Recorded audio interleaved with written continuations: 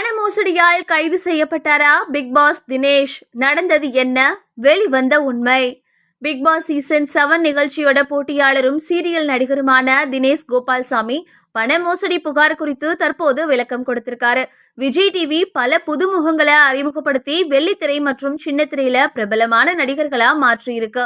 அந்த வகையில கடந்த 2010ஆம் ஆண்டு மகான் அப்படின்ற சீரியல் மூலமா அறிமுகமானவர் தான் தினேஷ்.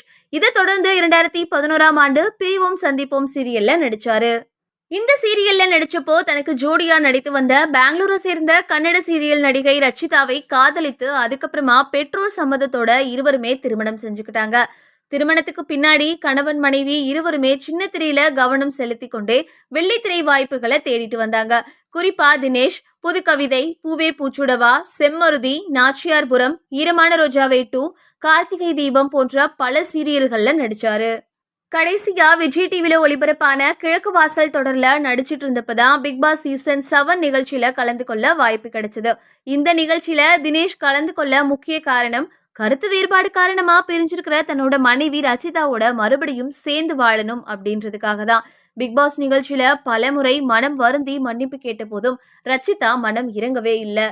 தற்போது இவங்களோட விவாகரத்து வழக்கு நீதிமன்றத்துல நடந்து வருவதா கூறப்படுது. இந்த நிலைமையில தான் நடிகர் தினேஷ் மோசடி வழக்குல கைது செய்யப்பட்டதா ஒரு தகவல் வெளியானது.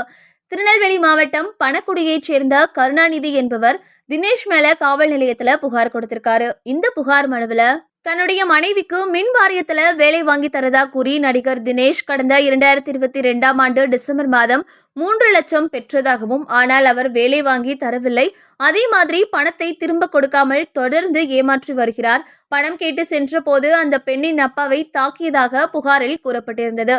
இதன் அடிப்படையில தற்போது பணக்குடி போலீசார் தினேஷ் மேல வழக்கு பதிவு செய்து தினேஷை விசாரிச்சு வந்த நிலைமையில கைது செய்ததாகவும் கூறப்பட்டது. தற்போது இந்த சர்ச்சைக்கு தினேஷ் வீடியோ ஒன்றை வெளியிட்டு விளக்கம் கொடுத்திருக்காரு. அதாவது தன் மீது பொய் வழக்கு போடப்பட்டிருக்கிறது எனவும், காவலர்கள் என்னை விசாரணைக்காகத்தான் அழைத்து சென்றார்கள் எனவும், என் மீது எந்த தவறும் இல்லை என ஆதாரத்துடன் தெரிவித்தேன்.